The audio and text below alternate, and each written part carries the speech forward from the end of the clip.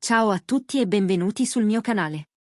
Qui raccontiamo le storie che fanno discutere con calma, rispetto e tutti i dettagli in ordine, così che possiate ascoltarle anche in versione voice over senza bisogno di immagini. Se volete sostenere questo lavoro, ricordate di mettere mi piace, iscrivervi e, per un aiuto extra, cliccare su Unisciti. Il vostro supporto ci permette di costruire contenuti lunghi, chiari e pensati apposta per il text-to-speech. Oggi parliamo di una vicenda che ha riacceso i riflettori su una delle coppie più seguite degli ultimi anni, Özge Yağız e Gökberk Demirci. Una storia che intreccia amore, famiglia, perdita e la ricerca di un nuovo equilibrio. L'innesco è stato un giorno che pesa sul calendario di chi ha conosciuto il dolore, l'anniversario della scomparsa della madre di Gökberk. In quella data delicatissima, i due si sono rivisti. C'è chi lo chiama riavvicinamento, chi preferisce dire riconciliazione. Di certo, per chi conosce la loro storia, non è stata una giornata qualsiasi. Proprio allora, però, è emerso anche un elemento capace di dividere l'opinione pubblica, la reazione di Ilhan Bey, il padre di Gökberk, che secondo diverse ricostruzioni non avrebbe nascosto la sua contrarietà a rivedere accanto al figlio la donna con cui, in passato, il rapporto si era incrinato. Per capire perché questa reazione abbia fatto tanto rumore bisogna tornare indietro. Quando Özge Yağız e Gökberk Demirci stavano insieme, il loro legame appariva solido e luminoso. La vita, però, non accetta sceneggiature perfette, tra impegni, pressioni e ferite personali, qualcosa si è rotto. Si è parlato di ritmo di lavoro, di caratteri forti, di incompatibilità temporanee.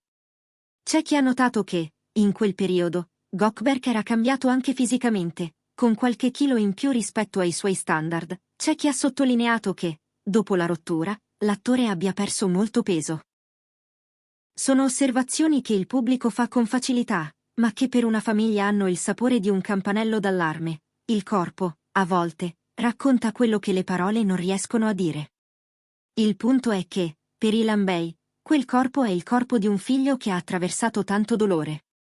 Non parliamo solo di una separazione sentimentale, parliamo di lutti, di assenze, di un ragazzo diventato uomo sotto lo sguardo di un padre che ha visto le spalle del figlio farsi carico di più del dovuto.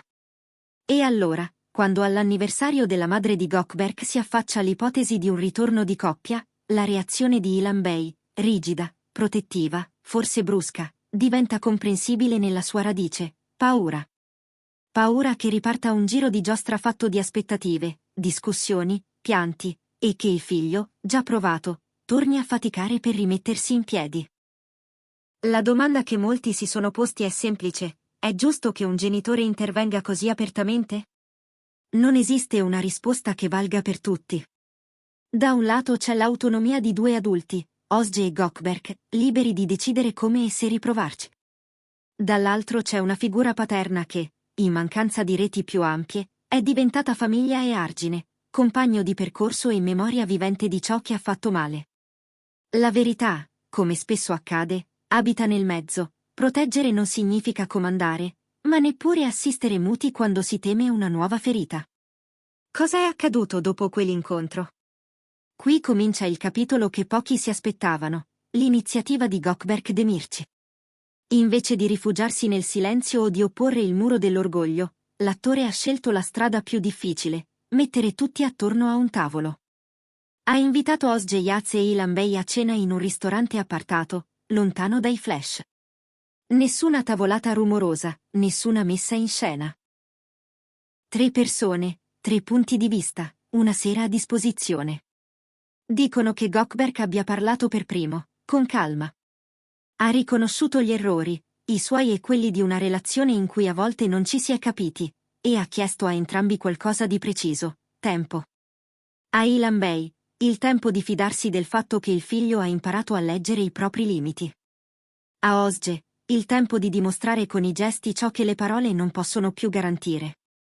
Il secondo a prendere la parola sarebbe stato Ilhan Bey. Nessuna scenata, nessuna umiliazione. Una mappa chiara: non voglio rivedere lacrime, non voglio che la casa diventi un campo di battaglia, non voglio più leggere il corpo di mio figlio come un bollettino emotivo. Se vi volete bene, bene, ma con confini netti, con rispetto per i giorni che pesano, con le cose importanti al loro posto. È una richiesta severa, sì, ma non cieca. È il linguaggio di un padre che conosce la sostanza delle ferite. A quel punto, la parola è passata a Osje Yats. Chi la segue sa che non ama i proclami, preferisce la sobrietà.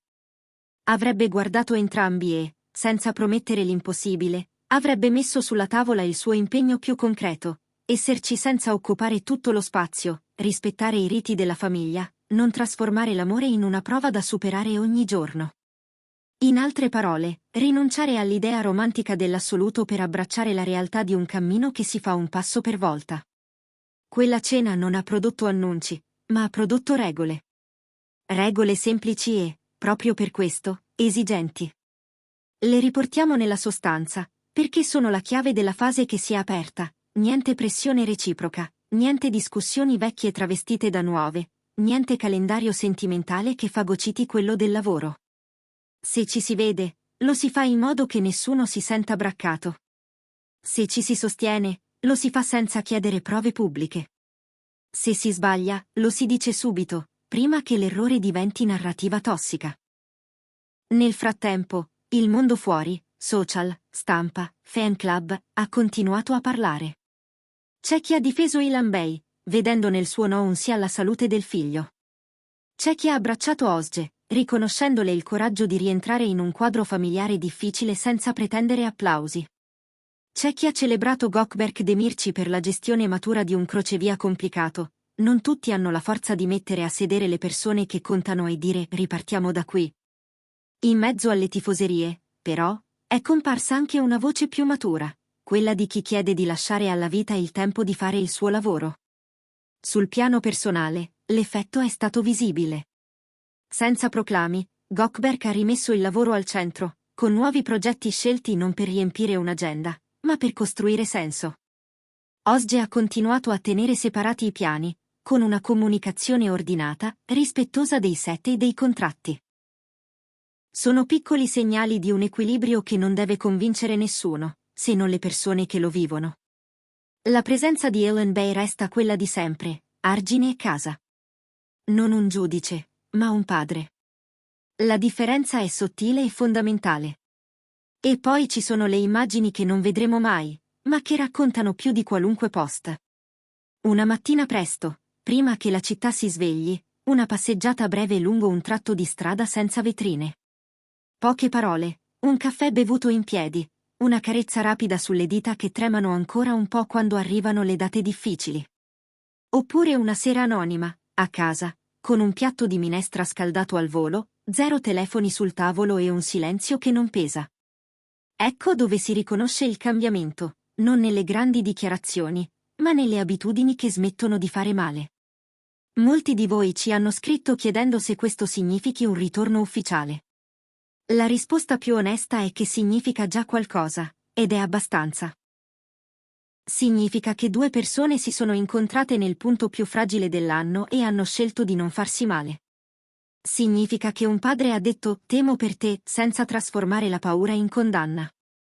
Significa che l'amore, quando matura, accetta l'idea di farsi piccolo, concreto, quotidiano. Che cosa possiamo aspettarci adesso? 3 strade, tutte plausibili. La prima, la riconciliazione silenziosa, fatta di gesti e non di foto. La seconda, un'alleanza creativa in un progetto che li riveda vicini sullo schermo, ma con regole nuove fuori dal set. La terza, un'amicizia stabile, capace di onorare ciò che c'è stato e di proteggere ciò che potrà essere, senza forzature. In tutti i casi, la parola chiave resta la stessa: rispetto. Rispetto per i tempi, per i lutti, per i confini, per le fragilità. Se siete arrivati fin qui, vi invito a scrivere nei commenti quale tra queste strade vi sembra più giusta oggi e perché. Preferite un ritorno dichiarato o pensate che il vero coraggio sia restare lontani dai riflettori finché non c'è una base solida? Leggo tutto e porterò nel prossimo video le riflessioni più interessanti. E se questo racconto vi è piaciuto, ricordate, mi piace, iscrizione e campanella. Qui le storie non si bruciano in fretta, si capiscono, un capitolo alla volta.